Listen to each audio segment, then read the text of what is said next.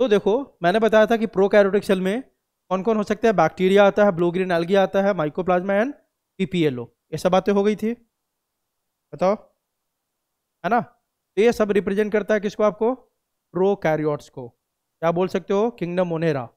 इसमें कौन कौन है, बैक्टीरिया है, ब्लू ग्रीन एल्गी है, माइकोप्लाज्मा है और pleuropneumonia like organism that is PPLO.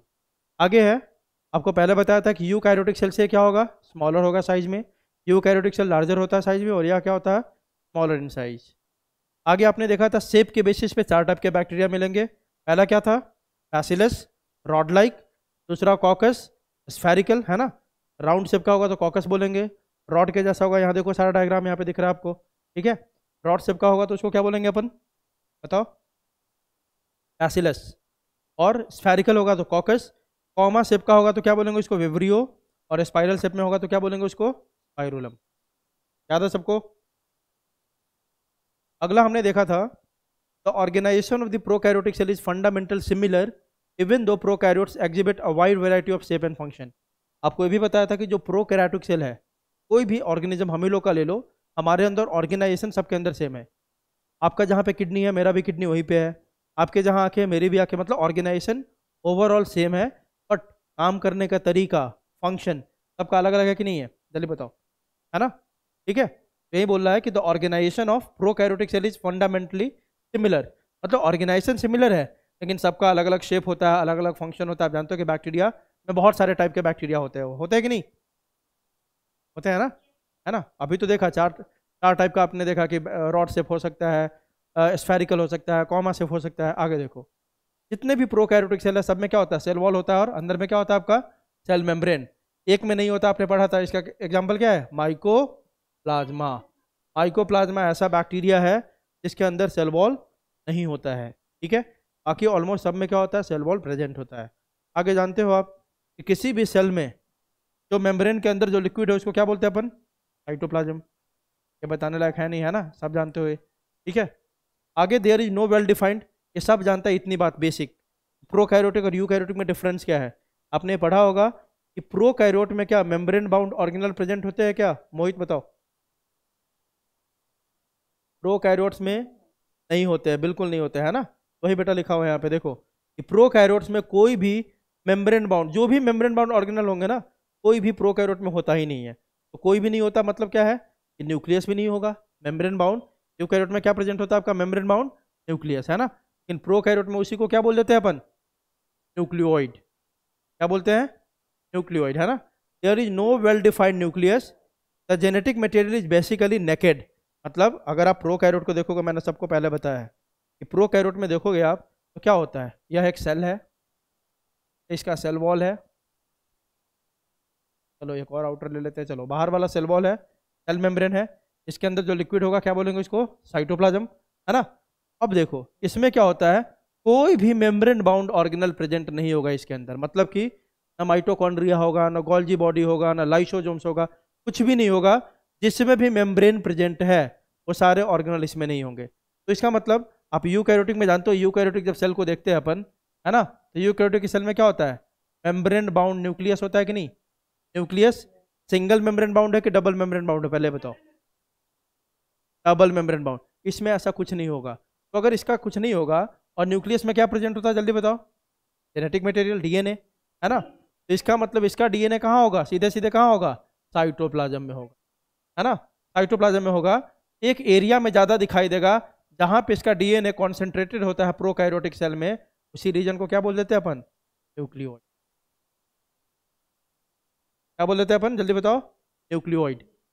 हाँ, तो प्रोकैरियोटिक सेल में न्यूक्लियस नहीं होता, उसी न्यूक्लियस के जगह पे अपन क्या बोल देते हैं, क्या होता है, न्यूक्लियोइड होता है, ठीक है।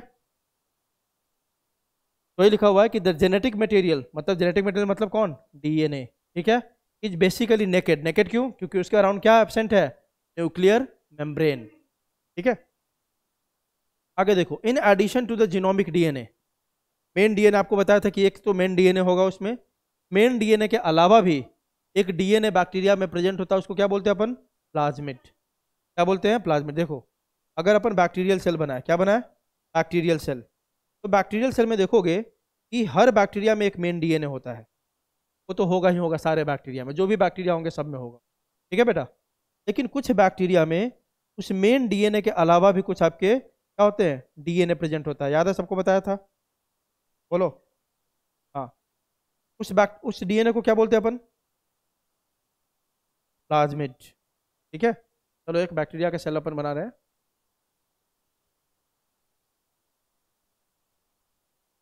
तो देखो आप यहाँ पे एक मेन डीएनए तो होगा ही, और बैक्टीरिया का डीएनए कैसा होता है? डबल स्टैंडर्ड सर्कुलर, है ना। यह मेन डीएनए होगा। इस डीएनए के अलावा भी एक डीएनए होता है प्रेजेंट, इसको क्या बोलते हैं अपन? प्लाज्मिड।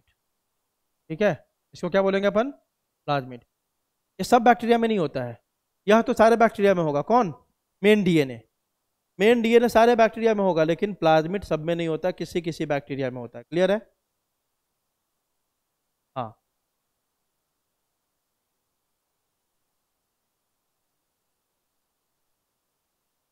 अब देखो, ये प्लाज्मिड जिस भी बैक्टीरिया में होगा, यह कुछ ना कुछ बैक्टीरिया को फायदा दे रहा होगा। आ रही बात समझ? ये जहां भी प्रेजेंट होगा कुछ तो फायदा दे रहा होगा ना। देखो, इसको बोलते हैं अपन मेन डीएनए।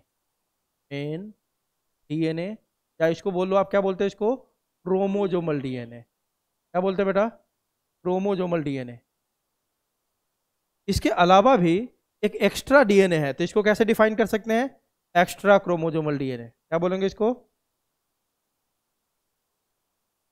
क्योंकि देखो, क्रोमोजोमल डीएनए तो ऑलरेडी पहले से प्रेजेंट है, ये क्रोमोजोमल डीएनए के अलावा एक और है, तो क्या बोलेंगे इसको? Extra chromosomal DNA.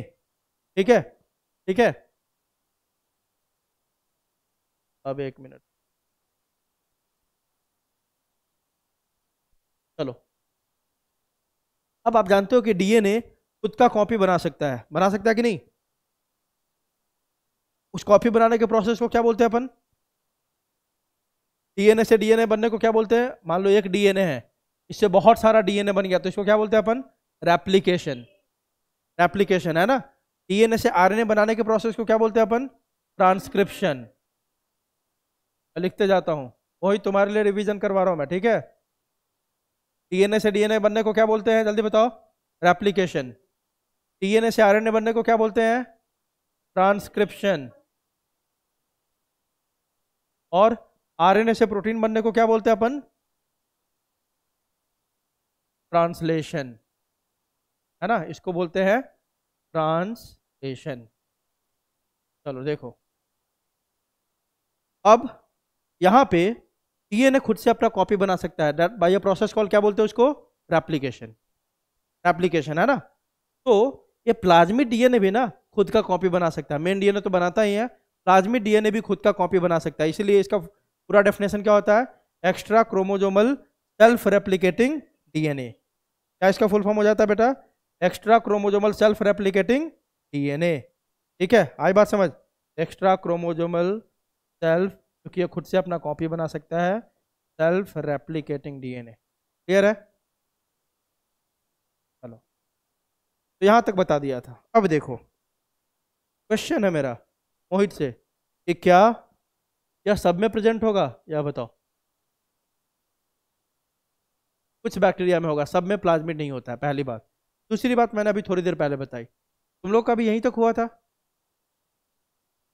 यहीं तक हुआ था ना, प्लाज्मिड ही बताया था ना मैंने लास्ट, है ना। हाँ, ये प्लाज्मिड जहां भी होगा बेटा, बैक्टीरिया को कुछ फायदा दे रहा होगा, ठीक है। तो अपन वही अगला लाइन वही लिखा हुआ है, देखो। In addition to the genomic DNA, genomic DNA किसके लिए लिख रहा है? मेन डीएनए के लिए, क्रोमोजोमल डीएनए के लिए, है ना। Many bacteria have a small circular DNA outside the genomic DNA, मतलब मेन डीएनए के अलावा भी एक एडिशनल डीएनए होता है बहुत सारे बैक्टीरिया में, उसको क्या बोलते हैं अपन? प्लाज्मिड्स। ठीक है, अब देखो, the plasmid DNA confers certain unique phenotypic characters to such bacteria.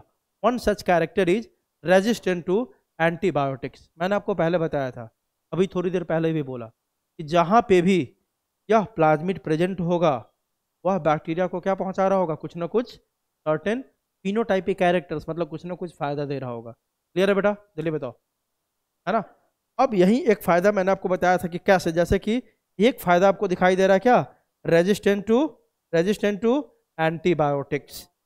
अब देखो, मैं बता रहा हूं, उस दिन बताया था, यहीं तक हमने देखा था, तो चलो अब सबके लिए कॉमन है, आप देखते जाओ क्या क्या। हमने बोला रेजिस्टेंट टू एंटीबायोटिक्स, मतलब क्या होता है देखो। तो तीन बातें मैंने बताई थी सबको। सबसे पहली बात, एंटीबायोटिक्स होता क्या है ना। एंटीबायोटिक्स क्या होता है बेटा, इसको किल करता है, बैक्टीरिया को किल्स बैक्टीरिया, या बैक्टीरिया को क्या करता है, किल करता है। एंटीबायोटिक अपन क्यों लेते हैं, बैक्टीरिया को किल करने के लिए।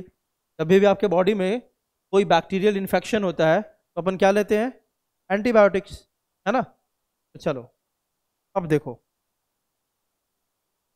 बैक्टीरिया को आपको पता है कि हम लैब में भी ग्रो करवा सकते हैं ना, है ना, आराम से। इसको ग्रो करवाना, कहाँ ग्रो करवाने के लिए मेहनत करना है। अरे एक, हाँ बेटा, अभी दिख रहा है ना।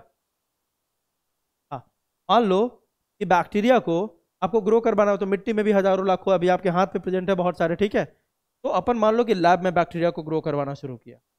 एक हमने लैब में कैसे करवाते हैं, एक हम पेट्री डिश लेते हैं, ग्लास का एक छोटा सा कंटेनर होता है, उसमें हम क्या करें, मान लो सॉइल ले लो, मिट्टी ले लो, मिट्टी को थोड़ा सा पानी में डिजोल्व कर लो और एक दो बूंद पानी बस इस पर डाल लो। जैसे ही आप मिट्टी को पानी में डालोगे, उस पानी में बहुत सारे बैक्टीरिया मिल जाएंगे कि नहीं आपको, जल्दी बताओ, है ना। बस उसमें से एक दो बूंद लो और यहाँ पे डाल दो। इस प्लेट में हम सारा न्यूट्रिएंट रख दिए होते हैं जो बैक्टीरिया को खाने का काम करेगा, मतलब खाना देगा, न्यूट्रिशन देगा। तो इसके लिए सारा न्यूट्रिएंट इसमें होता है। अब हमने इसमें मान लो बैक्टीरिया को प्लेस कर दिया, ठीक है। इस प्लेट में हमने क्या करा है, पहले से एंटीबायोटिक्स डाल के रखा है। किसको डाल के रखा है बेटा, एंटीबायोटिक्स को। मान लो इस प्लेट में हमने पहले से किसको प्लेस कर दिया है, एंटीबायोटिक्स।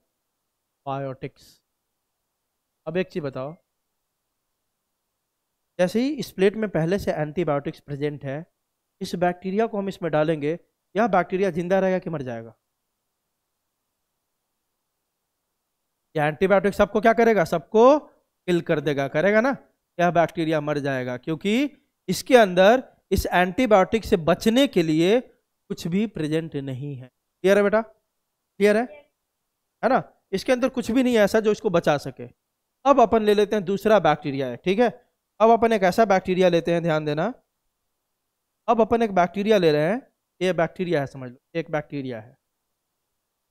इसके अंदर बैक्टीरिया तो मेन डीएनए होगा कि नहीं होगा, मेन डीएनए है इसका, इसका मेन डीएनए है। और मेन डीएनए के अलावा, मेन डीएनए के अलावा इसमें कौन सा डीएनए है बेटा, इसका प्लाज्मिड। क्या प्रेजेंट है, प्लाज्मिड, दिस इज प्लाज्मिड। अब देखो, इस प्लाज्मिड में एक जीन प्रेजेंट है। क्या प्रेजेंट है बेटा, जीन। यहाँ देखो, इस प्लाज्मिड में एक जीन प्रेजेंट है यहाँ पे, और ये जीन कौन सा जीन है, gene for resistance, gene for antibiotic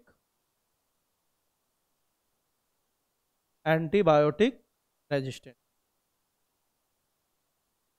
अब डीएनए है तो डीएनए में जीन होते हैं ना भाई, होते हैं कि नहीं, है ना। तो मान लेते हैं ये सब बैक्टीरिया भी था लेकिन इसमें कोई प्लाज्मिड नहीं था, इसमें कोई प्लाज्मिड नहीं था, लेकिन इस बैक्टीरिया में एक प्लाज्मिड प्रेजेंट है। तो कौन सा प्लाज्मिड में क्या, कौन सा जीन है, एक जीन है तो इसको क्या बना रहा है, एंटीबायोटिक रेजिस्टेंस। मतलब क्या हो गया, यह जीन एंटीबायोटिक रेजिस्टेंस मतलब क्या, मतलब एंटीबायोटिक से लड़ेगा यह वाला जीन। बात समझ में आ रही है, जल्दी बताओ।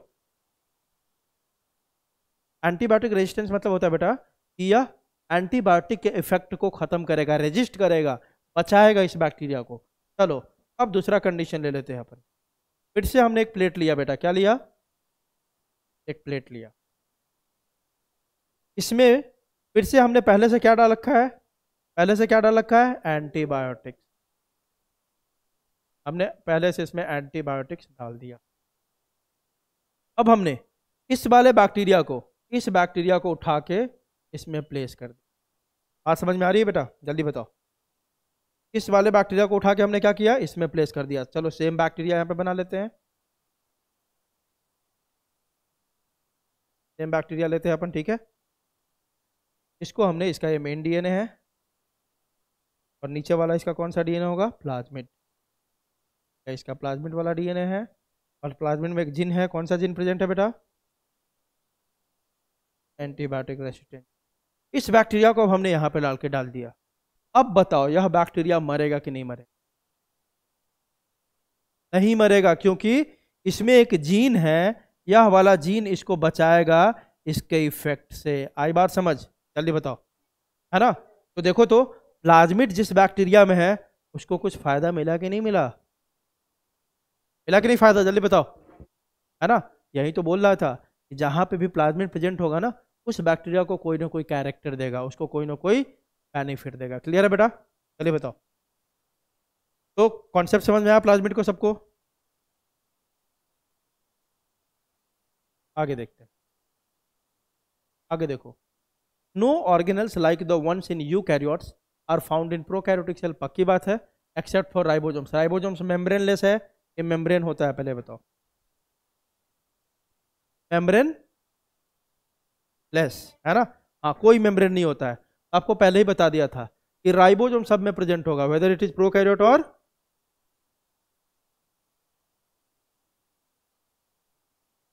यूकैरियोट, सब में होगा, ठीक है? लेकिन जो भी मेम्ब्रेन बाउंड ऑर्गेनल्स होंगे, जिसमें भी मेम्ब्रेन बाउंड ऑर्गेनल होगा, जो भी, वो कोई भी प्रेजेंट होगा क्या प्रोकैरियोट में? आपको पहले ही बता दिया, मेम्ब्रेन बाउंड ऑर्गेनल प्रोकैरियोट में नहीं होता है, बस किसमें मिलता है मेम्ब्रेन बाउंड? यूकैरियोट में, ठीक है? अब जिन बच्चों को थोड़ा सा अभी भी डाउट है कि मेम्ब्रेन बाउंड क्या होता है और मेम्ब्रेन लेस क्या होता है, मैं बता दूं बेटा। दो टाइप के ऑर्गेनल आपको दिखाई दे सकते हैं, थोड़ा सा ब्रीफ में कर दूं। एक कैसा होगा बेटा, आपको देखो समरी, बार बार नहीं बताऊंगा ये सब चीजें, बेसिक है शुरुआत है आपका, तो मैं बता दे रहा हूं। देखो, मेम्ब्रेन आपको बता रहा हूं, एक मिनट।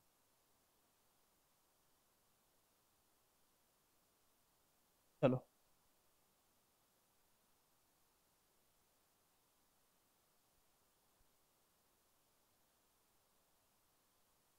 ऑर्गेनल जो है बेटा, एक कैसा हो सकता है आपका, बताओ? Membrane bound. दूसरा कैसा हो सकता है? नॉन मेम्ब्रेन बाउंड या मेम्ब्रेन लेस, है ना? क्या बोल सकते हैं इसको? Membrane less. ध्यान दो, मेम्ब्रेन बाउंड में भी दो कैटेगरी हो सकता है कि नहीं? एक क्या हो सकता है बेटा आपका? सिंगल मेम्ब्रेन बाउंड, और दूसरा क्या हो सकता है आपका? डबल मेम्ब्रेन बाउंड, है ना? मतलब कि देखो, अगर एक ऑर्गेनल है बेटा, आपको ऐसा दिखाई दे रहा है, ये बीच में तो न्यूक्लियस है, इसका क्या है? न्यूक्लियस। दिस वन इज क्या है?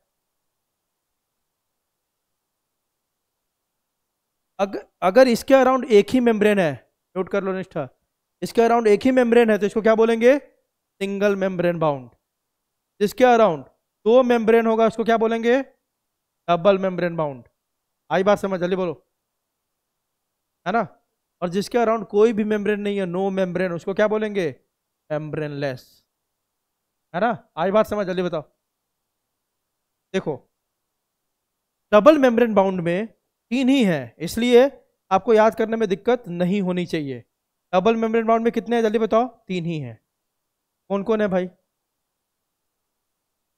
यहां लिख रहा हूं मैं। पहला आपका न्यूक्लियस, दूसरा आपका माइटोकॉन्ड्रिया,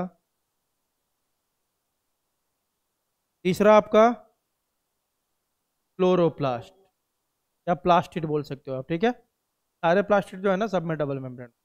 चलो, ये बाकी जितने हैं सबको क्या बोल देंगे? सिंगल मेम्ब्रेन, या वो किस में आएगा? नॉन मेम्ब्रेन में, ठीक है?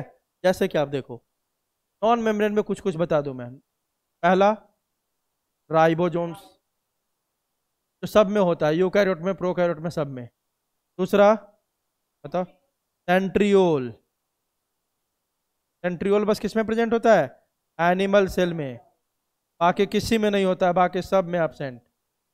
तीसरा और कोई याद आ रहा है? न्यूक्लियोलस। पढ़ेंगे अभी, बस जितना अभी पढ़ा उतना ही याद रखो। राइबोसोम्स, सेंट्रियोल, ये दोनों कैसे हो गए बेटा, नॉन मेम्ब्रेन। बाकी आप बहुत सारे सिंगल मेम्ब्रेन देखो, जैसे कि लाइसोसोम्स कैसा है, सिंगल मेम्ब्रेन बाउंड, है ना। दूसरा वैक्यूल्स कैसा है, सिंगल मेम्ब्रेन बाउंड। तीसरा गोल्जी बॉडी कैसा है, single membrane bound. Endoplasmic reticulum कैसा है, सिंगल मेम्ब्रेन बाउंड, है ना। बता तो दिया तीन ही है, बाकी सब आप बोल सकते हो सिंगल, नहीं तो नॉन मेम्ब्रेन। तो अगर अपन नॉन मेम्ब्रेन और डबल मेम्ब्रेन तो पता ही है तीन होता है, नॉन मेम्ब्रेन को याद कर ले, बाकी सब तो अपने आप हो जाएगा कि नहीं सिंगल मेम्ब्रेन, जल्दी बताओ। अगर हम नॉन मेम्ब्रेन को याद कर लो, डबल मेम्ब्रेन तो याद हो गया अपन को कि तीन ही है, नॉन मेम्ब्रेन वाले याद कर लेंगे सबको पूरा चैप्टर खत्म होने के बाद, तो अपने आप जो बच गया सब किस में आएगा बेटा, सिंगल मेम्ब्रेन में। क्लियर है। चलो देखो, तो यही बताया कि जो भी मेम्ब्रेन बाउंड आपने देखा ना अभी, सिंगल मेम्ब्रेन बाउंड हो, डबल मेम्ब्रेन बाउंड हो, पक्की बात है प्रोकैरियोट में नहीं प्रेजेंट होगा, बस किस में प्रेजेंट होगा वो, यूकैरियोट। मेम्ब्रेन बाउंड किस में मिलता है बेटा, यूकैरियोट। नॉन मेम्ब्रेन बाउंड किस में मिलता है, प्रोकैरियोट में। ठीक है। अब इसका मतलब यह नहीं है कि यूकैरियोट में नॉन मेम्ब्रेन बाउंड नहीं मिलेगा, ऐसे समझो, यूकैरियोट में मेम्ब्रेन बाउंड भी मिलता है, नॉन मेम्ब्रेन बाउंड भी मिलता है, लेकिन प्रोकैरियोट में बस कौन मिलता है, नॉन मेम्ब्रेन। अब आगे देखो, prokaryotes have something unique in the form of inclusions. जो प्रोकैरियोटिक सेल है ना, उसमें कुछ स्पेशल चीज भी मिलता है, रिजर्व फूड मटेरियल, है ना, जिसको क्या बोलते हैं अपन, इंक्लूजन बॉडी। क्या बोलते हैं बेटा, इंक्लूजन बॉडी। ये किस में प्रेजेंट होता है, प्रोकैरियोट में। है क्या है, स्टोर्ड फूड मटेरियल, है ना। इंक्लूजन बॉडी क्या है, non living component of a cell. Prokaryotic cell में एक चीज बताओ, तो खाना वगैरह जहाँ पे स्टोर करके रखते हो, लिविंग है कि नॉन लिविंग है, नॉन लिविंग है ना।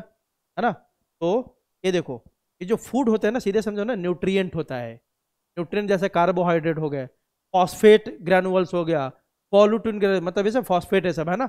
ये सब तो नॉन लिविंग है ना, सिंपल सी बात। एक्सेल है, सेल है, इसमें फॉस्फेट है, ये खाना सब है, ये तो नॉन लिविंग है ना। ये सारे नॉन लिविंग के जो कंपोनेंट होते हैं ना एक्सेल में जो भी नॉन लिविंग चीज प्रेजेंट होता है, उसको हम एक नाम दे दिए, उस नाम को क्या बोलते हैं बेटा, इंक्लूजन बॉडी। क्या बोल दिया, जल्दी बताओ, इंक्लूजन। तो क्या होता है बेसिकली, न्यूट्रिएंट। क्या होता है, न्यूट्रिएंट। ठीक है। देखो,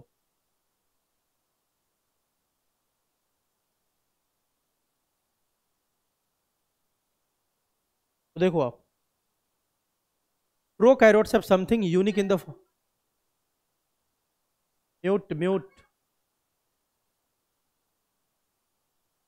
ओ पंचायत, म्यूट कर लो यार।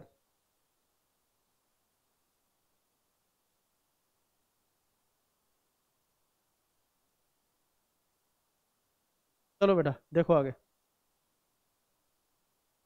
Prokaryotes have something unique in the form of inclusions. Inclusion क्या आपका, non living structures present in the cytoplasm of a prokaryotic cell. Simple सी बात, जो भी नॉन लिविंग स्ट्रक्चर्स होंगे ना एक सेल में, साइटोप्लाज्म में, इसी को अपन क्या बोल देते हैं बेटा, इंक्लूजन बॉडी। क्लियर है। चलिए बताओ, अब यह बात भी आपको बताया था कि जो प्लाज्मा मेम्ब्रेन है यूकैरियोट का, जो यूकैरियोट का प्लाज्मा मेम्ब्रेन होता है, वह ऐसे करके फोल्ड कर जाता है, और इस फोल्डिंग ऑफ प्लाज्मा मेम्ब्रेन को क्या बोलते हैं अपन, मीजोजोम्स। क्या बोलते हैं, मीजोजोम्स। तो पहले बता दो जो नए बच्चे हैं, देखो मीजोजोम्स क्या होता है, हमारे अंदर जो यूकैरियोट है, यूकैरियोट में रेस्पिरेशन कौन करवाता है बताओ, माइटोकॉन्ड्रिया। जो यूकैरियोट्स है, यूकैरियोट्स में कौन है रेस्पिरेशन करवाने के लिए, माइटोकॉन्ड्रिया है। हमारे अंदर कौन है बेटा, माइटोकॉन्ड्रिया। क्या क्या करवाता है हमारे अंदर, रेस्पिरेशन, आप जानते हो। लेकिन माइटोकॉन्ड्रिया तो मेम्ब्रेन बाउंड है ना, ये बताओ, माइटोकॉन्ड्रिया तो मेम्ब्रेन बाउंड है ना, डबल मेम्ब्रेन बाउंड है। हाँ, तो ये क्या प्रोकैरियोट में होगा क्या, क्या क्या प्रोकैरियोट्स में होगा क्या, नहीं होगा। तो प्रोकैरियोट्स में भाई रेस्पिरेशन करवाने के लिए कोई तो चाहिए ना, बताओ, है कि नहीं। अब देखो आप बेटा, प्रोकैरियोट में है ही नहीं माइटोकॉन्ड्रिया, तो वो जिंदा तो है, रेस्पिरेशन तो कर रहा है, कैसे कर रहा है, with the help of A structure called mesosome. वहां पे कौन करवाता है रेस्पिरेशन, मीजोजोम्स। अब क्वेश्चन आता है कि मीजोजोम है क्या? जो सेल मेम्ब्रेन है ना, ये मीजोजोम क्या है आपका? इनफोल्डिंग ऑफ सेल मेम्ब्रेन, और कुछ नहीं। सेल मेम्ब्रेन ही अंदर की तरफ फोल्ड हो गया, इनफोल्डिंग ऑफ सेल मेम्ब्रेन को ही अपन क्या बोलते हैं बेटा? मीजोजोम। क्लियर है? क्लियर है? मान लो ये सेल मेम्ब्रेन पहले ऐसे है नॉर्मल, यही अंदर की तरफ ऐसे मान लो फोल्ड कर गया, ऐसे फोल्ड कर गया, इसी को क्या बोलने लगे? इस एरिया को अपन क्या बोलते हैं? मीजोजोम्स। अब इसी मीजोजोम्स में सारे रेस्पिरेशन के एंजाइम प्रेजेंट हो गए, जो क्या करवाएगा? रेस्पिरेशन। आई बात समझ? बताओ। चलो आगे देखते हैं। मीजोजोम अब अपन बोल सकते हैं एनालोगस, मतलब को बताया था, मतलब क्या होता है एनालोगस? मीन्स होता है similar in function. Analogous means क्या होता है बेटा? सिमिलर इन फंक्शन है ना।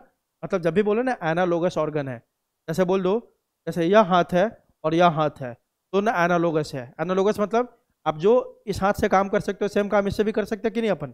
जल्दी बताओ, है ना।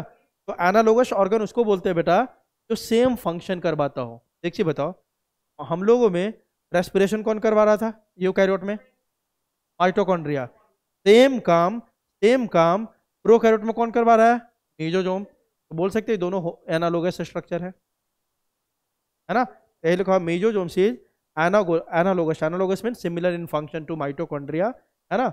That is in prokaryotes it helps in respiration. They are essentially infolding of cell. और मीजोजोम है क्या आपका? सेल मेम्ब्रेन का ही इनफोल्डिंग है। चलो आगे देखें। देखो, अब अपन आ गए थे cell envelope in its modification. ये भी हो गया था ना आप लोगों में थोड़ा बहुत।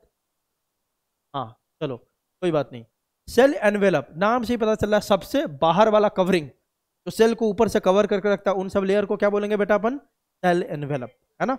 अब जो सेल एनवेलप है ना, यह तीन चीज को बना के बना हुआ है ना। तीन चीज इसमें प्रेजेंट है, किसमें?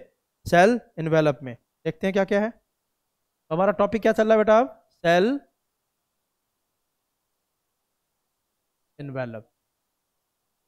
सिन एनवेलप में, सेल एनवेलप में आपको तीन स्ट्रक्चर दिखाई देगा। पहला क्या दिखाई देगा सबसे आउटर मोस्ट बेटा? ग्लाइकोकैलिक्स। ग्लाइकोकैलिक्स के बाद सेल वॉल। सेल वॉल के बाद सेल मेम्ब्रेन। Very good. यह तीन चीज मिला के तब क्या बनाता है बेटा आपका?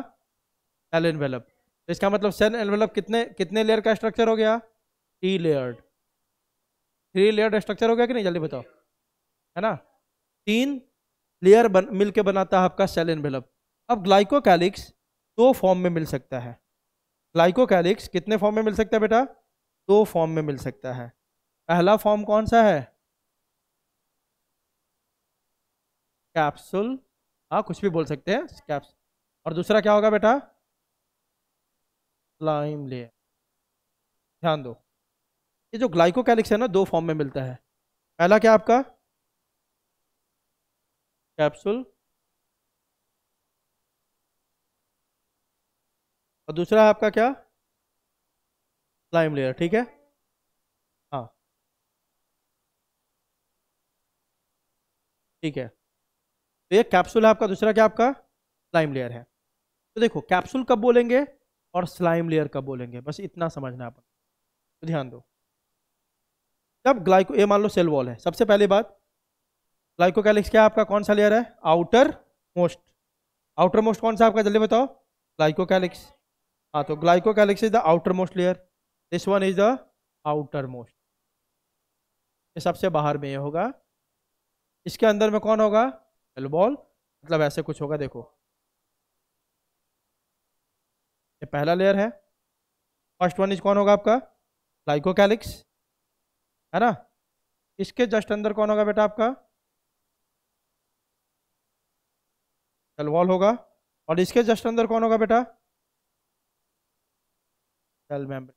मतलब ये 3 लेयर है आपका ऐसा, ठीक है। सबसे बाहर वाला क्या आपका? This is glycocalyx. Second one is cell wall. और तीसरा कौन सा आपका? Cell membrane. इसका मतलब ये हुआ कि ग्लाइकोकैलिक्स किससे चिपका होगा, किसके ऊपर होगा, किससे बड़ा अटैच होगा, सेल वॉल से, है ना। तो देखो अगर ग्लाइकोकैलिक्स, एक ग्लाइकोकैलिक्स है, मान लो ये सेल वॉल है, अगर ग्लाइकोकैलिक्स पूरा टाइटली अटैच है इससे और थिक है, जब ये पूरा मोटा लेयर है एक और पूरी तरह से टाइटली ऐसे पकड़ के रखा हुआ है किसको, सेल वॉल को, टाइटली अटैच है सेल वॉल से, तो वैसे ग्लाइकोकैलिक्स को जो टाइटली अटैच है सेल वॉल से, उसको क्या बोलेंगे अपन, कैप्सूल, है ना। या थिक होगा और दूसरा क्या होगा, टाइटली एसोसिएटेड होगा, टाइटली अटैच होगा किससे, सेल वॉल से। तो जो ग्लाइकोकैलिक्स का लेयर थिक हो और टाइटली अटैच हो सेल वॉल से, इसको बोलेंगे अपन कैप्सूल। और जो ग्लाइकोकैलिक्स का लेयर थिन हो और लूजली अटैच हो, कैसा हो बेटा, लूजली अटैच हो, मतलब पूरा टाइटली अटैच नहीं हो, लूजली ऐसे हो, मान लो लूजली अटैच है ना, और थिन लेयर है, वैसे को क्या बोल देंगे अपन, स्लाइम लेयर। ठीक है। ये कौन है भाई बीच में जो बात कर रहा है, लेक्चर से बाहर कर दूंगा मैं। इसको भी बात करना है लेक्चर में ना, म्यूट कर लो, नहीं तो लेक्चर से बाहर चले जाओ। आपको ग्लाइकोकैलिक्स है, सेल वॉल है, सेल मेम्ब्रेन है, तो अगर यह ग्लाइकोकैलिक्स का लेयर टाइटली अटैच है तो इसको क्या बोल देंगे बेटा अपन, कैप्सूल। और अगर लूजली अटैच है तो क्या बोल देंगे, स्लाइम लेयर। इतनी बात समझ में आ गई सबको।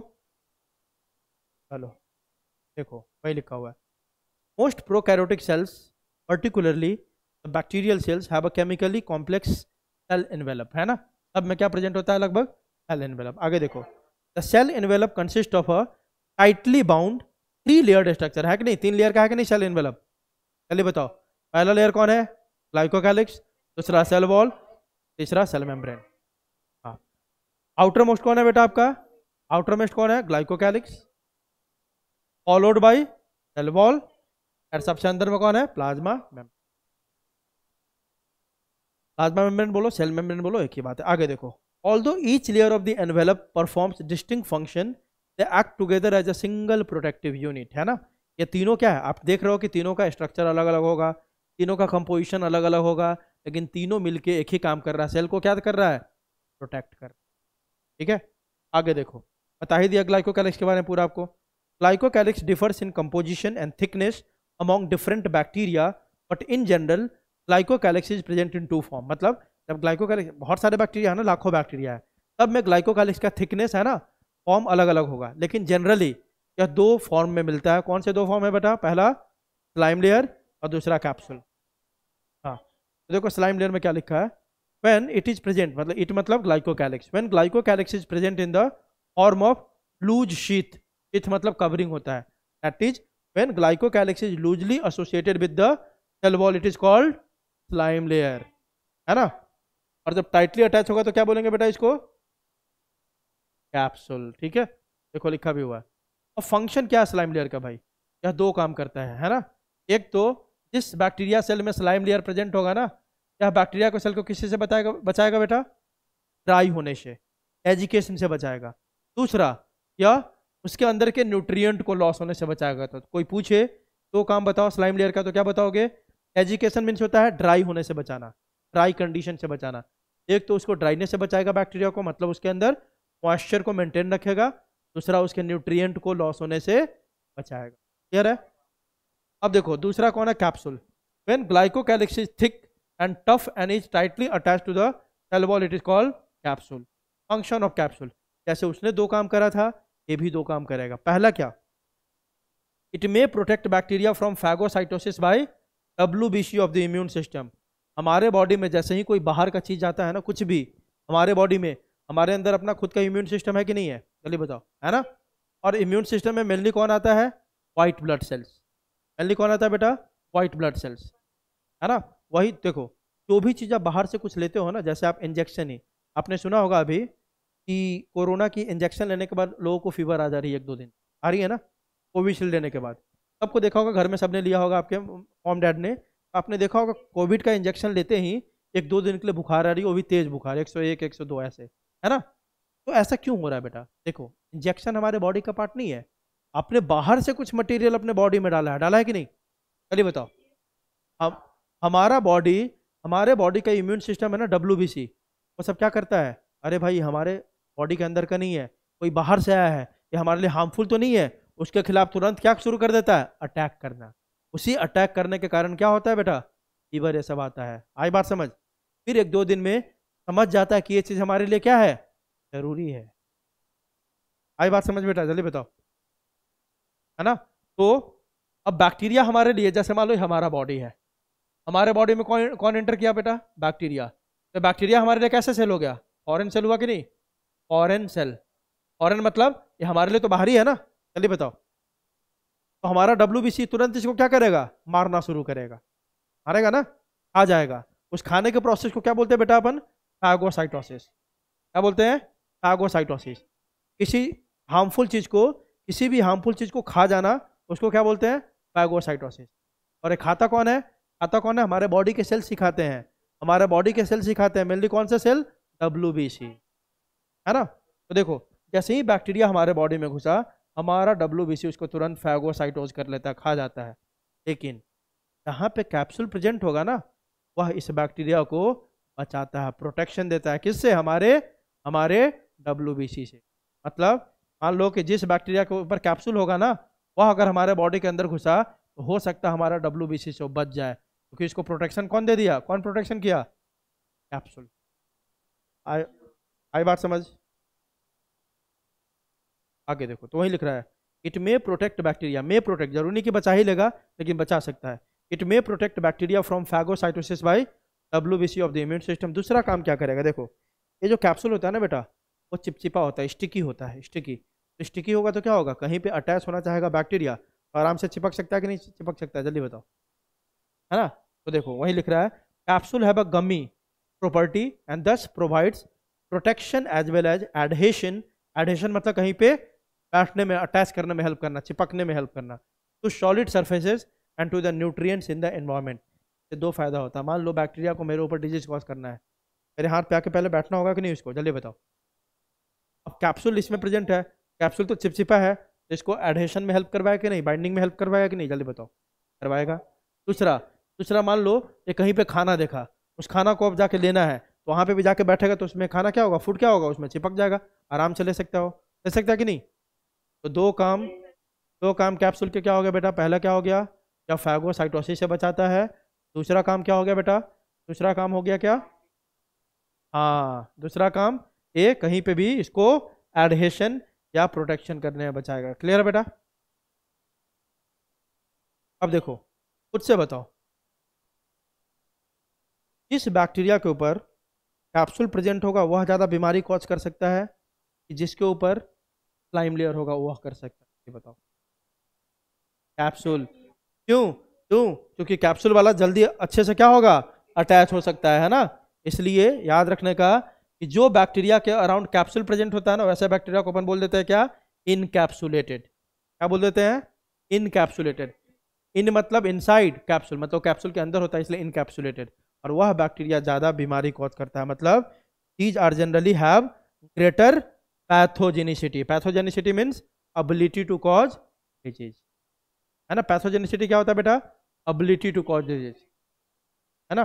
जैसे देखो, जो भी ऑर्गेनिज्म डिजीज कॉज करता है ना, उसको बोलते हैं पैथोजेंस। क्या बोलते हैं बेटा, पैथोजन।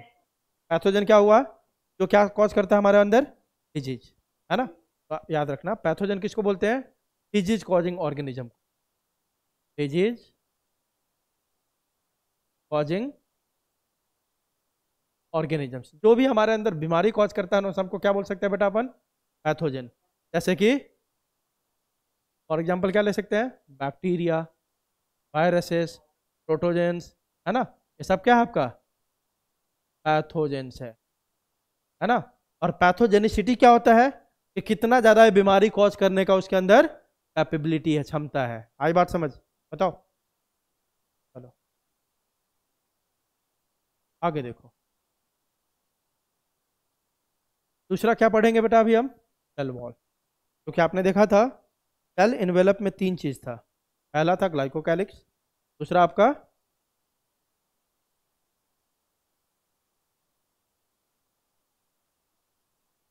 Cell wall.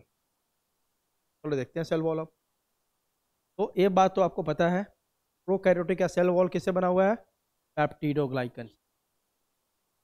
हाँ, cell wall of prokaryotes is made up of peptidoglycan, है ना।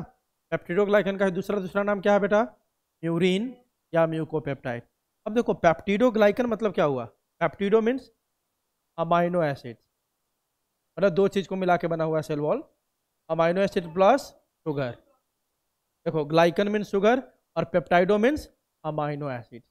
बोलो sir peptido means amino acid, देखो यहाँ पे होता क्या है बेटा, प्रोटीन कैसे बनता है पता है किसी को? थोड़ा बहुत इसको मिला के प्रोटीन बनता है, इसको मिला के प्रोटीन बनता है अमाइनो एसिड, है ना। बहुत सारे अमाइनो एसिड जब जुड़ जाते हैं ना, ये क्या है आपका बेटा? Amino acid. ये क्या है? Amino acid, amino acid, amino acid. बहुत सारे अमाइनो एसिड, मान लो अमाइनो एसिड 1 है, amino acid 2, amino acid 3, amino acid 4। जब सब आपस में जुड़ जाता है ना बेटा, बहुत सारे अमाइनो एसिड जब आपस में कनेक्ट हो जाते हैं तो उसी को क्या बोलते हैं अपन? उसी को क्या बोलते हैं? प्रोटीन बोलते हैं, है ना। अब जो ये स्ट्रक्चर एक बनेगा उसको क्या बोलेंगे अपन? प्रोटीन। आई बात समझ, है ना। तो देखो एक अमाइनो एसिड, दूसरा, तीसरा, चौथा, ये बहुत सारे अमाइनो एसिड को मिला के तब एक हजारों अमाइनो एसिड जब मिल जाते हैं ना, तब एक प्रोटीन बनता है। तो ये देखो, तो बीच में मैंने कुछ येलो कलर से दिखाया है, सारे अमाइनो एसिड को जोड़ने वाला कोई बॉन्ड होगा कि नहीं होगा? बताओ, होगा ना। इसी बॉन्ड को अपन कौन सा बॉन्ड बोलते हैं बेटा? Peptide bond. कौन सा बॉन्ड है? पेप्टाइड बॉन्ड, है ना। मतलब एक अमाइनो एसिड को दूसरे से जोड़ता है उसको कौन सा बॉन्ड बोलते हैं? Peptide bond. इसीलिए वहां पे क्या लिखा हुआ है? पेप्टिडोग्लाइकन। क्या लिखा हुआ वहां पे? याद करो, पेप्टिडोग्लाइकन। तो पेप्टिडो मतलब पेप्टाइड किसको जोड़ता है? अमाइनो एसिड्स को। इसलिए तो बोल दिया मैंने कि उसका जो सेल वॉल बना हुआ किससे बना हुआ है? Amino acids plus glycan means क्या होता है? Sugar. Amino acid plus sugar को मिला के बना हुआ उसका सेल वॉल, इसीलिए इसको बोलते हैं पेप्टिडोग्लाइकन। क्लियर है? चलो आगे देखें।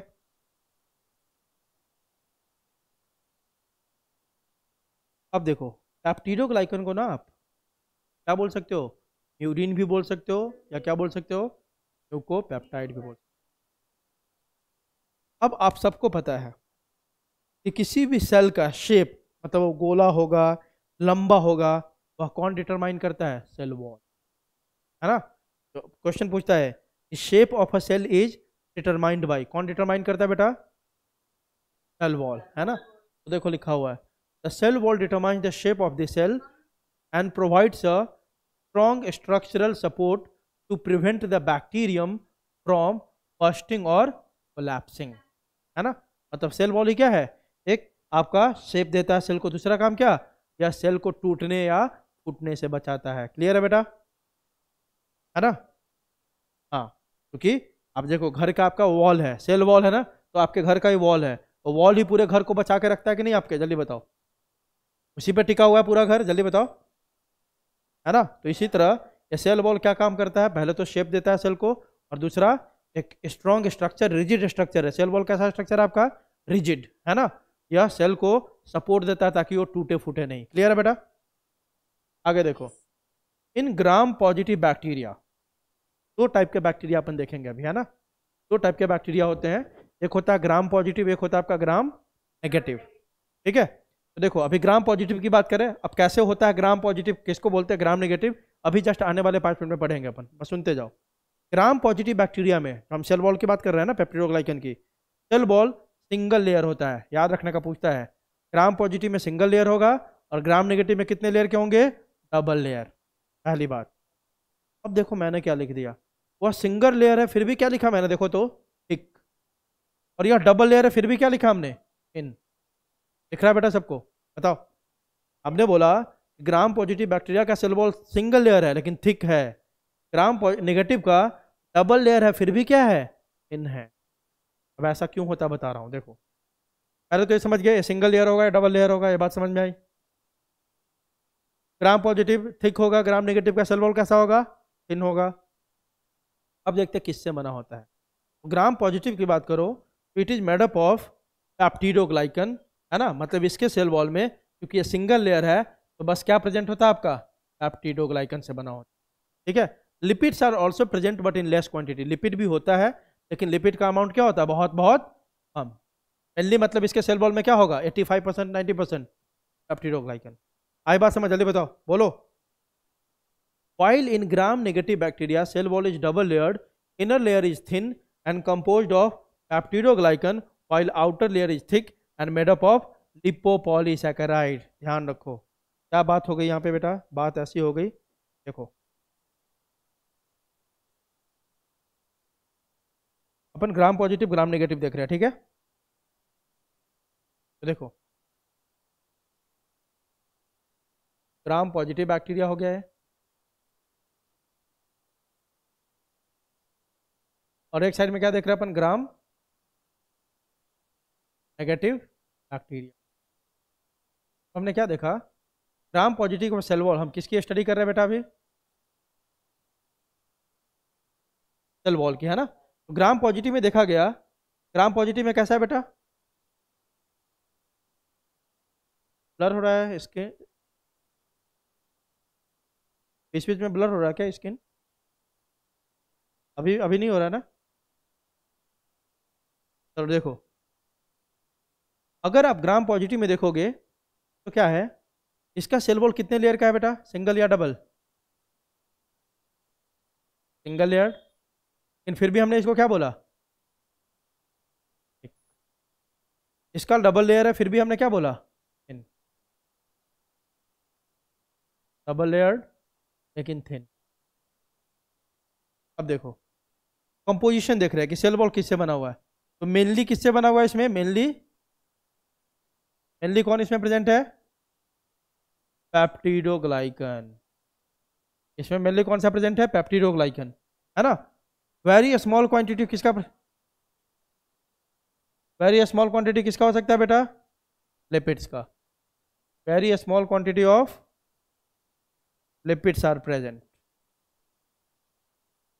क्योंकि इसमें मेनली होता है पेप्टिडोग्लाइकन। यहां पे देखो, यहां पे डबल लेयर है, तो अंदर वाला इनर जो होता है ना, इनर वाला किससे बना होगा, पेप्टिडोग्लाइकन से,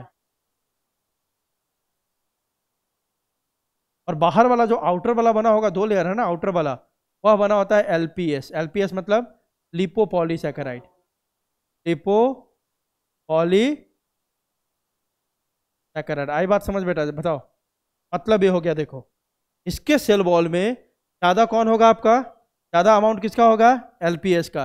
पेप्टिडोग्लाइकन बहुत कम होता है, 10 से 15% ही होता है, कितना बेटा, 10 से 15%।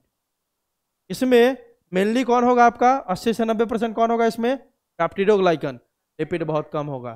तो सर फिर भी ये थिक कैसे है सर, सिंगल लेयर है। तो पेप्टिडोग्लाइकन का स्ट्रक्चर बाद में देखेंगे ना, कि एक शीट के फॉर्म में प्रेजेंट होता है ऐसे ऐसे। अब एक चीज बताओ, कोई चीज ऐसा सिंगल है और कोई चीज ऐसे शीट के फॉर्म में प्रेजेंट है, एक के ऊपर एक, एक के ऊपर एक, एक के ऊपर एक, एक के ऊपर, तो ज्यादा मोटा कौन हो जाएगा, शीट के फॉर्म में, वही ना, है कि नहीं। जल्दी बताओ बेटा, बोलो जल्दी सब लोग, समझ में आ रही सबको। हाँ तो देखो, ये जो पेप्टिडोग्लाइकन होता है ना, एक शीट के फॉर्म में प्रेजेंट होता है, मतलब सिंगल है लेकिन ये बहुत सारे शीट को मिला के बना हुआ है, ज्यादा मोटा होता है। यहाँ पे पेप्टिडोग्लाइकन बहुत कम है, ज्यादा कौन है आपका, एलपीएस, लिपोपॉलीसैकेराइड। तो ये दो लेयर होता है यहाँ पे, अंदर वाला आपका पेप्टिडोग्लाइकन है जो बहुत कम अमाउंट होता है, और बाहर वाला कौन है आपका, लिपोपॉलीसैकेराइड, ठीक है। इसमें एक ही लेयर है मेनली किसका, पेप्टिडोग्लाइकन का। क्लियर है, क्लियर है, जल्दी बताओ। चलो अगला देखो, सेल मेम्ब्रेन। सेल मेम्ब्रेन कैसा होता है, लिविंग एंड सेलेक्टिवली परमिएबल, बताया मैंने पहले भी। सेल मेम्ब्रेन कैसा होगा बेटा, लिविंग। सेल वॉल कैसा होता है, डेड होता है। सेल वॉल कैसा होता है, जल्दी बताओ, डेड। हाँ, सेल मेम्ब्रेन कैसा होगा, लिविंग। और बताया था आपको सेल वॉल कैसा होता है, सेलेक्टिवली परमिएबल। क्यों बोलते हैं, क्योंकि ये सब कुछ को अंदर नहीं जाने देता है, सेलेक्ट कर करके अंदर जाने देता है, ठीक है। जैसे मान लो यहाँ पे सेल मेम्ब्रेन है, बाहर में चीजें हैं कुछ जिसको सेल के अंदर जाना है, तो सबको नहीं जाने देगा, जिसको जरूरत होगा जाने देगा, बाकी को बाहर ही रोक देगा। इसीलिए सेल मेम्ब्रेन को क्या बोलते हैं बेटा अपन, सेलेक्टिवली परमिएबल। अब देखो सेल मेम्ब्रेन आपको बताया था, कहीं पे भी सेल मेम्ब्रेन आ जाए तो पक्की बात है उसमें लिपिड और प्रोटीन ही होगा। क्या होगा, लिपिड एंड प्रोटीन, ठीक है। कहीं पे भी सेल मेम्ब्रेन होगा तो उसमें दो चीज होगा, लिपिड और क्या होगा, प्रोटीन। आई बात समझ?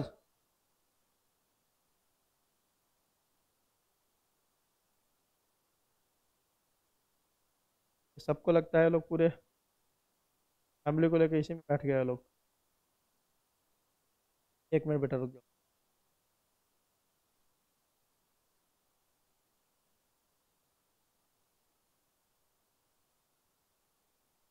चलो रिमूव कर दिया मैंने। हाँ देखो, तो सेल मेम्ब्रेन में क्या देख रहे हो आप? बैक्टीरियल से कहीं भी सेल मेम्ब्रेन किसी का भी हो, बैक्टीरिया का हो, प्रोकैरियोट का मतलब यूकैरियोट का, किसी का भी, है ना, सेल मेम्ब्रेन में एक ही चीज मिलता है, क्या आपका? लिपिड प्लस प्रोटीन, सबके। आ रही बात समझ? बोलो सब लोग। तो bacterial cell membrane is made up of lipoprotein. Lipoprotein मतलब लिपिड प्लस प्रोटीन। क्लियर है? हाँ। तो bacterial cell membrane is made up of lipoprotein, lipid plus protein, like the eukaryotic membrane. That is, this membrane is similar structurally to that of the eukaryote. से question पूछता है कि bacteria या prokaryote या eukaryote का कौन ऐसा structure है जो सिमिलर है, तो क्या बोलोगे? Cell membrane. सेल मेम्ब्रेन, उसमें भी लिपिड प्रोटीन होता है, यहाँ भी। दुनिया का कोई भी सेल मेम्ब्रेन होगा, ये दोनों चीज, और भी चीजें होती है, लेकिन मेन यही दोनों चीज पक्का होगा। कौन? Lipid plus protein. ठीक है? इस क्वेश्चन को याद रखना, पूछता है कि प्रोकैरियोटिक यूकैरियोटिक का कौन सा स्ट्रक्चर है जो सिमिलर है, तो क्या बोलोगे? Cell membrane. ठीक है? अब देखो, the plasma membrane is selectively permeable in nature and interacts with the outside world, है ना। ये जो प्लाज्मा मेम्ब्रेन है, या क्या सेलेक्टिवली परमिएबल है, और आउटसाइड वर्ल्ड मतलब बाहर से कोई भी चीज को अंदर आना है तो कौन अलाउ करेगा ये चीज? कौन? Plasma membrane. ठीक है? It controls the movement of various dissolve substances in and out of the cell. Cell के अंदर कुछ आना है, देखो ये सेल है मान लो, सेल के अंदर कुछ आना है तो भी कौन देखेगा इसको? Plasma membrane. और अंदर से कुछ, सेल के अंदर से कोई बाहर जाना है वो भी कौन देखेगा? जल्दी बताओ। Cell membrane. क्लियर है बेटा? समझ में आ रहा है? दिया, शर्मा, सुहाना, निष्ठा? हाँ बोलो। अब आगे देखो, बता दिया था कि सेल मेम्ब्रेन में जब इनफोल्डिंग हो जाएगा तो इसी को अपन क्या बोल देंगे? मीजोजोम्स, है ना। वही लिख रहा है देखो, mesosome is a special membranous structure which is formed by the extensions of plasma membrane into the cell, है ना। प्लाज्मा मेम्ब्रेन ही जब क्या हो जाता है? एक्सटेंड हो जाता है, सेल के अंदर आ जाता है ऐसे ऐसे, इसी को क्या बोल देते हैं बेटा अपन? Mesosome. That is the cell membrane gets invaginated. Invaginated मतलब अंदर की तरफ फोल्ड हो जाता है टू फॉर्म सोम्स। क्लियर है? These extensions are in the form of vesicles, tubules and lamellae। ये होगा ना, ये मीजोजोम होता है, किस किस फॉर्म में प्रेजेंट हो सकता है? Small spherical structure, that is called, इसको क्या बोलते हैं? वेजिकल्स। इस फॉर्म में मीजोजोम देखने को मिल सकता है आपको, या ट्यूब के फॉर्म में देखने को मिल सकता है ऐसे ऐसे, है ना। या लैमिले, लैमिले क्या होता है? ऐसा स्ट्रक्चर, है ना। तो ये कहने का मतलब ये है कि जो प्लाज्मा मेम्ब्रेन अंदर की तरफ आता है ना, तो ऐसे भी आ सकता है, देखो ऐसे। बात समझ में आ रही है बेटा? जल्दी बताओ, ये कौन सा स्ट्रक्चर हो गया है? वेजिकल्स। ट्यूब के फॉर्म में आ सकता है अंदर की तरफ, तो क्या बोल देंगे उसको? टिब्यूल्स। या सीधा सीधा ऐसे दो लाइन जो कनेक्ट करते हैं ना, ऐसे ऐसे ऐसे लाइन के फॉर्म में आ सकता है अंदर, तो इसको क्या बोल देंगे? लैमेले। क्लियर है? जल्दी बताओ। तो सिंपल सी बातें है, कोई पूछे कि भाई ये जो मीजोजोम होता है किस किस फॉर्म में मिलेगा, तो वेजिकल्स। वेजिकल कहीं भी यूज करूंगा ना, समझ जाना, वेजिकल का मतलब होता है स्मॉल स्फेरिकल स्ट्रक्चर। टिब्यूल्स मतलब किस फॉर्म में? ट्यूब के फॉर्म में। लैमिले मतलब लंबे जो कनेक्टिंग स्ट्रक्चर होते हैं ऐसे फॉर्म में। ठीक है बेटा? चलिए बताओ आगे देखो, mesosomes are functionally mitochondria like structures because respiratory enzymes are found in. बताया था ना, जो भी रेस्पिरेशन करवाएगा वो एंजाइम सारे कहाँ प्रेजेंट होते हैं? मीजोजोम्स पे, है ना। तो इसलिए बोल दिया सारे रेस्पिरेटरी एंजाइम कहाँ प्रेजेंट होंगे बेटा? प्रोकैरियोट में, मीजोजोम में। और हमारे अंदर कहाँ प्रेजेंट होगा? यूकैरियोट में, माइटोकॉन्ड्रिया में। फंक्शंस ऑफ मीजोजोम्स, ठीक है, बता ही दिया। ये बस अभी याद कर लो, धीरे धीरे आपको बताऊंगा कैसे कैसे काम है। तो मान लो एक नया सेल बना, ये नया सेल में सबसे पहले सेल वॉल बनेगा कि नहीं? बताएगा, बनेगा कि नहीं? जल्दी बताओ। एक सेल बनेगा तो सेल वॉल बनेगा कि नहीं उसमें? बताओ। उस सेल वॉल के फॉर्मेशन कौन करवाता है आपका? कौन करवाता है? मीजोजोम। मीजोजोम ही न्यू सेल वॉल का फॉर्मेशन करवाता है, पहली बात। दूसरा, डीएनए रेप्लिकेशन, अभी बताया था, डीएनए 1 से 2 बनना, उसको क्या बोलते हैं अपन? रेप्लिकेशन, है ना। डीएनए का रेप्लिकेशन प्लस उस डीएनए को, मान लो ये डीएनए का रेप्लिकेशन हो गया, एक डीएनए से 2 बन गया, और दो डीएनए को अब दो सेल में बांटना है इक्वल इक्वल, है ना, तो एक इसमें जाएगा एक इसमें जाएगा। यह रेप्लिकेशन भी और उसका डिस्ट्रीब्यूशन भी कौन करता है, जल्दी बताओ। आ रही बात समझ? विश्वा, ग्रीष्मा, सुहाना, बोलो बेटा। हाँ, एक मिनट।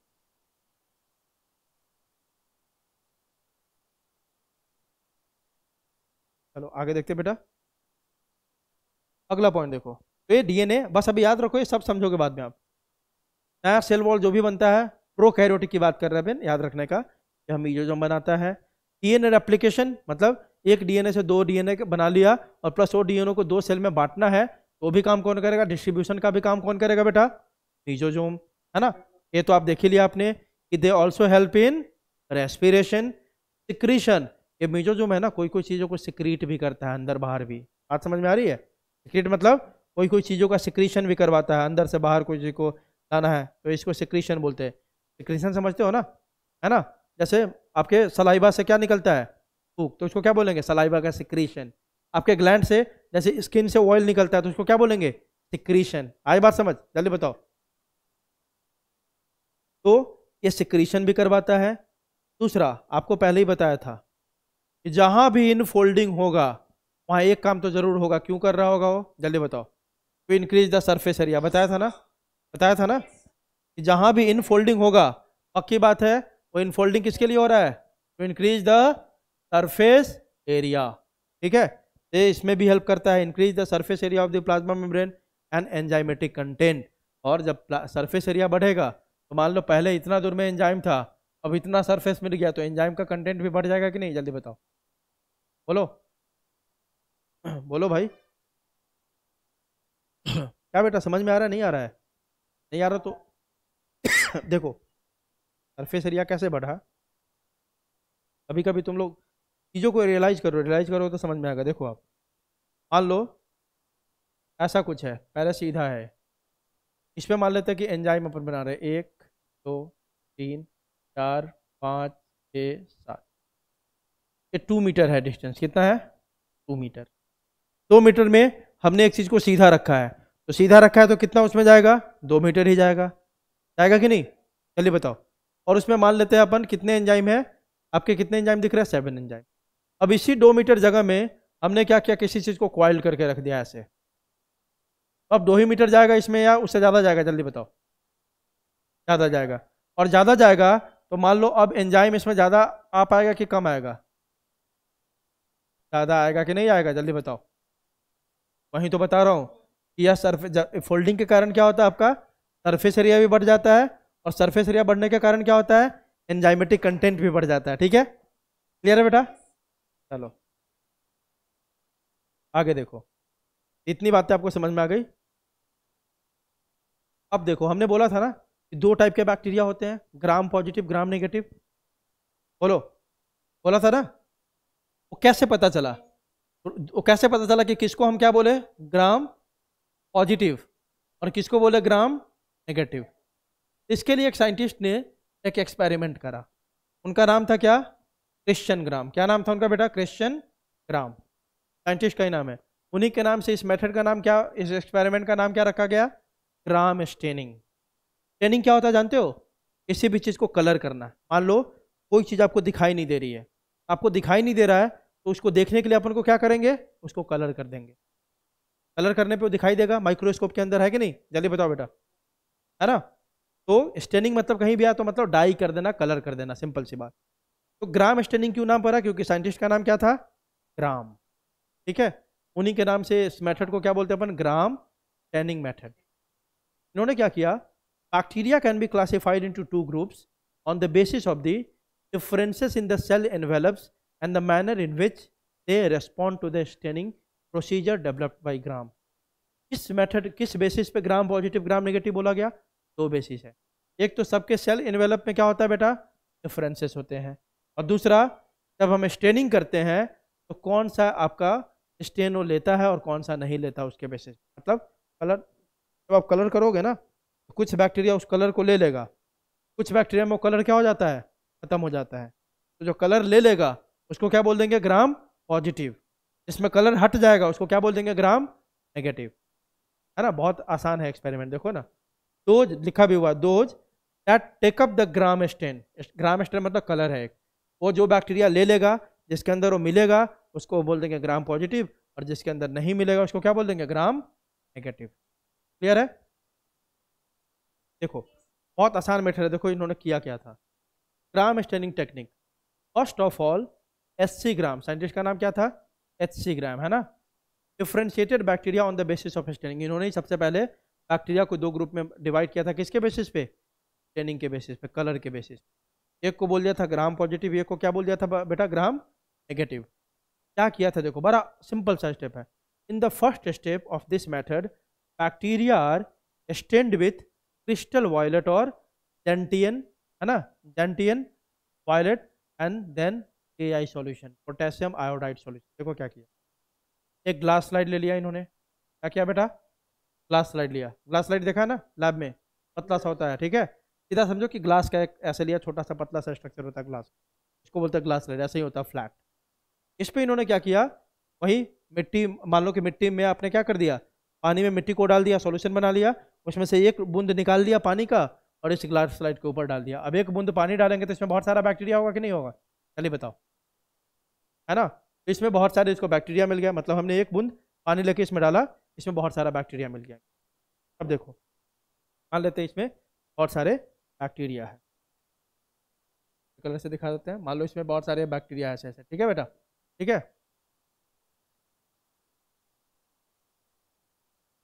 ये देखो इसमें बहुत सारा क्या है बेटा आपका, बैक्टीरिया, वाटर ड्रॉप में, इस वाटर ड्रॉप में बहुत सारे बैक्टीरिया। अब देखो ये बैक्टीरिया लिविंग होगा तो मूव करते रहेगा।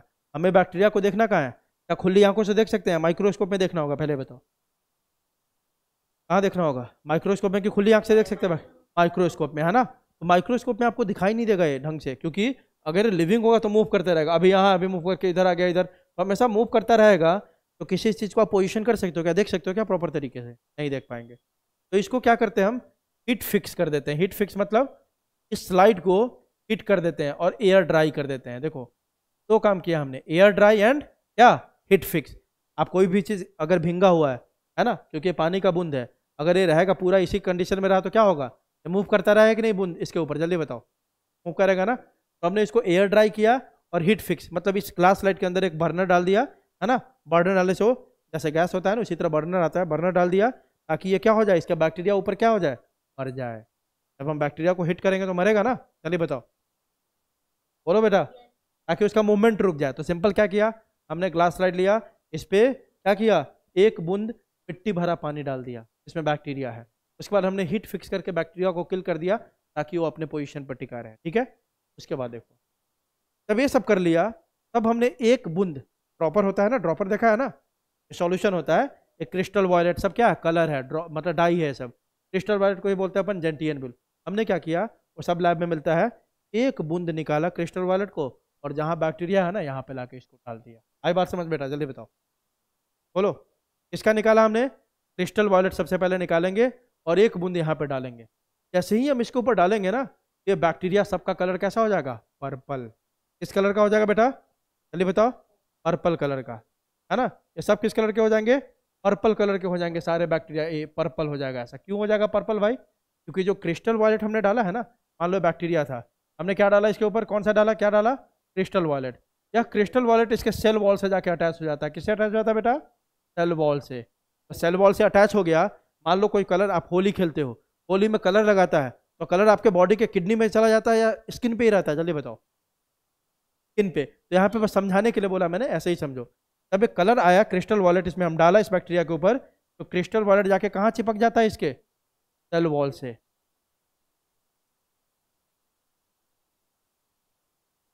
सेल वॉल से चिपक गया।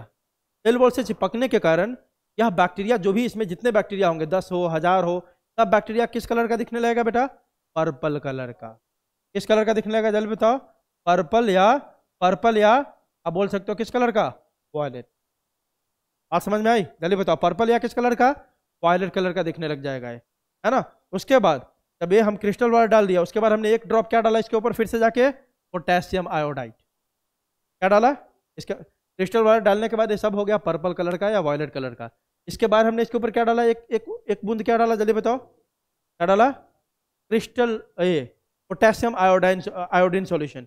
पोटेशियम आयोडीन क्या करता है ना, ये क्रिस्टल वायलेट इससे जाके कहाँ पे अटैच है, किसके साथ अटैच है, सेल वॉल के साथ ना, जल्दी बताओ। ये क्रिस्टल वायलेट जाके ये क्या करता है, पोटेशियम आयोडीन सॉल्यूशन सॉरी, यह जाके और अच्छे से इसका बाइंडिंग करवा देता है, किसका, क्रिस्टल वायलेट का। बात समझो, क्रिस्टल वायलेट ऑलरेडी आके इसके सेल वॉल से अटैच हो गया, लेकिन मान लो कि थोड़ा बहुत लूज होगा ना, और अच्छे से इसको फिक्स करवा देगा, कौन कौन, आयोडीन सॉल्यूशन। आई बात समझ, आई बात समझ, जल्दी बोलो। उसके बाद देखो, उसके बाद हम क्या करते हैं, इस बैक्टीरिया को धो देते हैं, किससे, इथाइल अल्कोहल से। इस पे फिर से एक बूंद किसका डाल दिया हमने, इथाइल अल्कोहल। अरे सिंपल सी बात है, बैक्टीरिया सर पहले क्या डाला, पहले क्या डाला हमने, पहले क्रिस्टल वायलेट है ना, तो सारा कलर पर्पल हो गया। उसके बाद एक बूंद क्या किसका डाला, आयोडीन सॉल्यूशन का, तो ये क्या करेगा, और अच्छे से पूरा सेल वॉल से अटैच करवा देगा, किसको, क्रिस्टल वायलेट को, ठीक है। उसके बाद हमने क्या डाल दिया, इथाइल अल्कोहल। इसको डी कलराइजर बोलते हैं, क्या बोलते हैं, डी कलराइजर। इसको जैसे ही डालेंगे ना, तो देखने में आएगा दो टाइप का बैक्टीरिया दिखेगा। कुछ बैक्टीरिया के सेल वॉल से पूरी तरह हट जाएगा, कौन कलर, पर्पल कलर, और कुछ बैक्टीरिया में अभी भी वो कलर मेंटेन रहेगा। तो जिस बैक्टीरिया से जैसे ही हमने इथाइल अल्कोहल डाला, जिस बैक्टीरिया के ऊपर से ये पर्पल कलर हट गया, उसको क्या बोल देंगे, ग्राम नेगेटिव। और जिसके ऊपर इसको डालने के बाद भी ये पर्पल कलर मेंटेन रहा, इसको क्या बोल देंगे बेटा, ग्राम पॉजिटिव। आज बात समझ सबको, जल्दी बताओ, बोलो, है ना। इसी बात को अपन अगले लेक्चर में भी देखेंगे, मतलब इस चीज को कंटिन्यू करेंगे। इसको देखो आगे भी इसका पूरा फ्लो चार्ट है, इसको अगले दिन कंटिन्यू करेंगे अपन, ठीक है। तो अगला टॉपिक होगा हमारा ग्राम स्टेनिंग ही कंटिन्यू करेंगे अपन, ठीक है बेटा। चलो ठीक है, बाबा लेक्चर एंड करते हैं। वेलकम बेटा, वेलकम, बाय बाय।